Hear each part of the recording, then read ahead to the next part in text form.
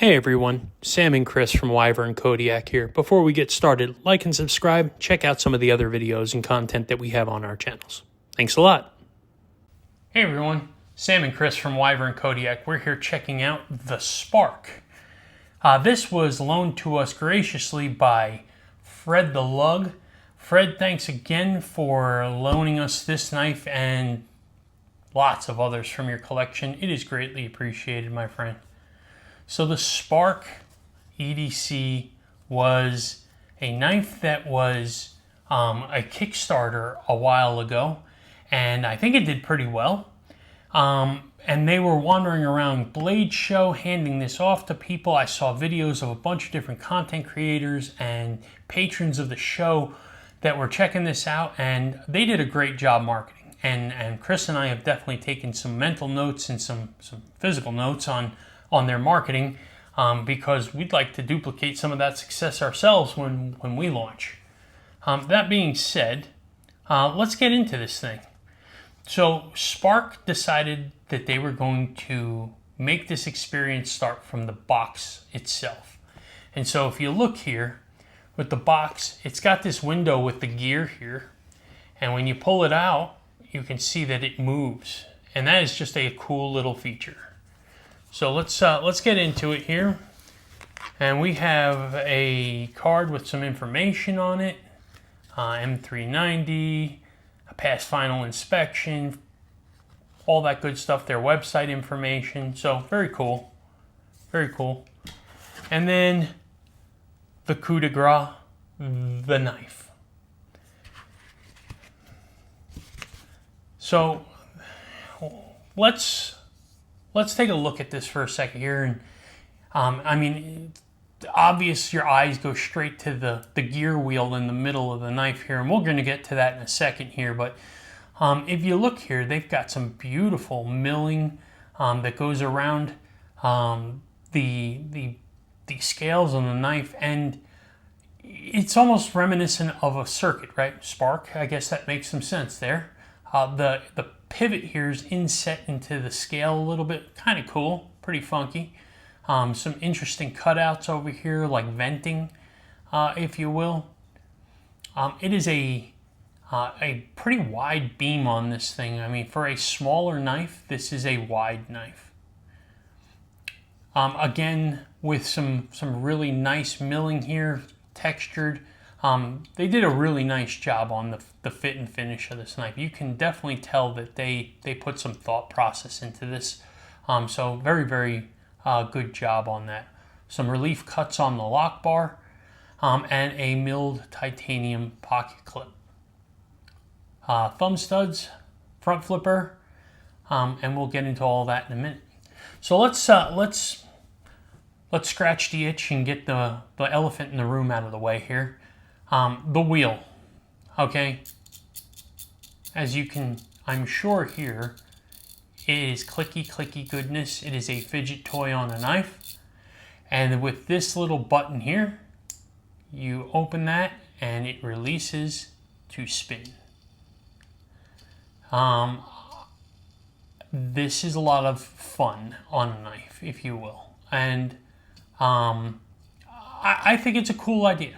I think fidgets and EDC go hand in hand in a lot of ways, and them being able to incorporate something like this onto a knife is definitely a new take, a new twist, a new way of looking at things. And man, that would drive my wife crazy. She would probably throw something at me if I had this in my hand on the couch at night, fidgeting like this.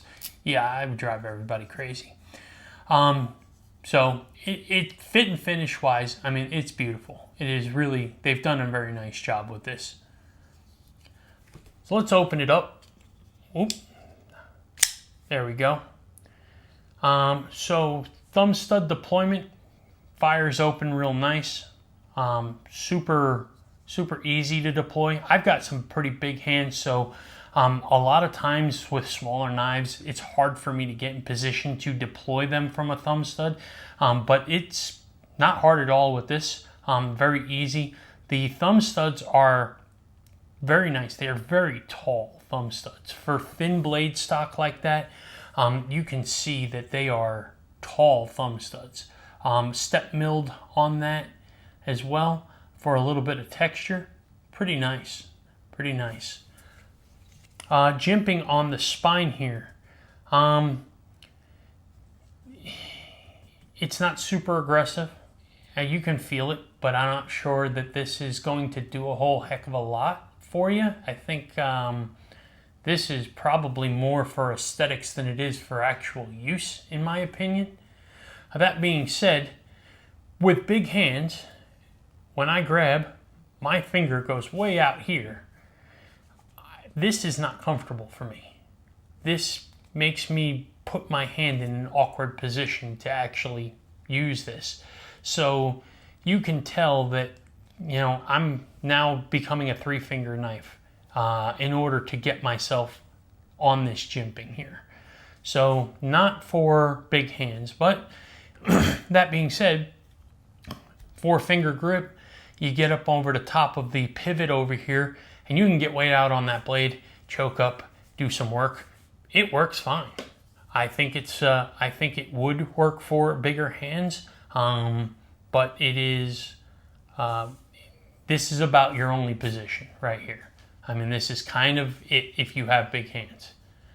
Actions on bearings on this, so it drops pretty nicely. Yeah, it is a very simple, easy, good knife when it comes to the action on this. And it has a front flipper as well, so let's take a look at that here. And for big hands, yeah, it's not bad. It works. Yeah, pretty good. Pretty good. Over the top, yep. It is a pretty good little front flipper on that. And I like how they went and rolled the jimping. So really it's putting your hands in position to naturally roll this knife, right? If you get up on top, it's not hard to just roll your hand right over, and it seriously just flies right open. So I will say that from an engineering perspective on this, they did a really nice job of thinking how your hand is going to move with this knife to put it into a position to make it easy to deploy from that actuation method. Let's do some size comparisons. So this is a PM3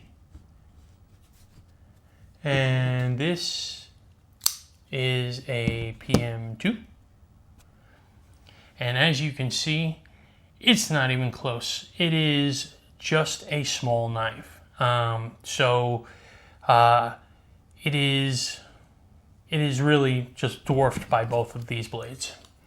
And to give you some specs on this, the overall length on this knife is 6.3 inches.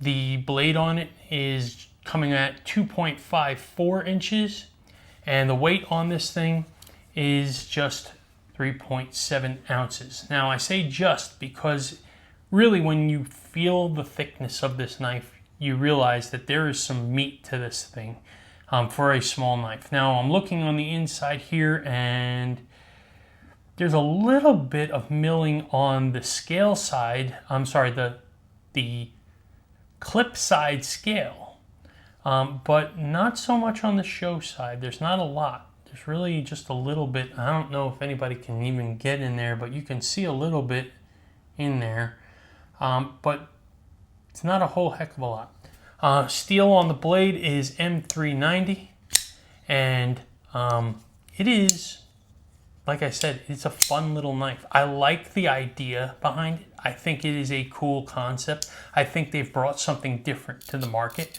I think they've added something that is just funky, right? Different. And I can appreciate some innovation and some outside of the box thinking, where I think they could have done a little bit better was sharpening this jimping up, and maybe just not making it quite as wide. You know, Sam, can you show that right next to the pair of three and to show how wide each of them are? Oh, yeah. So, with the front flipper, let's do it this way. So, yeah, so I'm putting it on my thumb here, so just so you can, so I know it's flat. And you can see that the Spark is wider than the Para 3. And that being said, the knife is 3/4 of an inch shorter closed when you're looking at it. So it is, yeah, it is. This is a big, thick knife for a small footprint knife. So it is not meant for big hands. But with that being said, like I said, if you don't mind a 3-finger knife, sure, you can do it. 4 fingers, you're gonna have to get on the pivot. Price-wise on this, I'll tell you, you know, all things considered, Kickstarter, they dropped this at like $139 or something on the Kickstarter. And I know they said their MSRP is gonna be like $229 for this thing. But considering what they put into it, the high quality products and stuff like that, it's not really an outrageous ask. I would love to, I tell you what, I would love to see an XL version of this knife.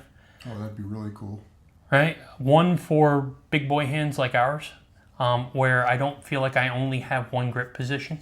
But other than that, yeah. Chris, what are your thoughts on this thing? I mean, I know you've handled it a little bit as well. You know, I'm with you. I think it's a very wide knife, and I would love to see it thinner. That said, I think that because of the size of our hands and because of the size of that knife, that for larger hands, having it that thick definitely helps out. I think that the milling is stunning, and at $139, I think it's a great value for sure. As you pointed out, the materials are premium, and it feels very premium the way that it's put together. Agreed. I would definitely say that they did a great job as far as material choices go. Materials, fit and finish. Forward thinking, for sure. This is just a cool little idea, right? Even the pivot, inset pivot like this is very, very cool. So they did a really cool job with that. Let's check the pocket clip on this thing. So there is some spring to this, right? Whoops, swing and a miss. It goes in and out the pocket really easy. I mean, this is a pretty good clip, honestly. So I like it. This is a good find. So, any other thoughts on this, Chris? We'll save them for our final thoughts. Sounds good. So Sam, my final thoughts on the Spark EDC is that it is a very fun knife. I think that aesthetically it's absolutely beautiful. I think it has a bit of a futuristic industrial look to it. Definitely. Really, really cool. If that Spark is going to be a lot of fun to play with. And then if I flip it over to where it's frictionless. Nothing.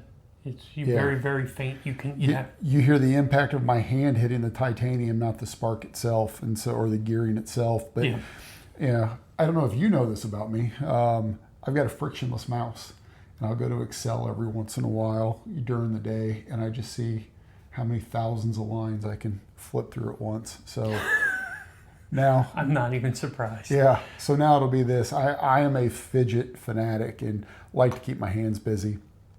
I find this one very, very comfortable for a small knife, but I look at this like I would look at a 5th pocket knife, except it's too long to be a 5th pocket knife, but I would use it the same way. Certainly with all of this open gearing,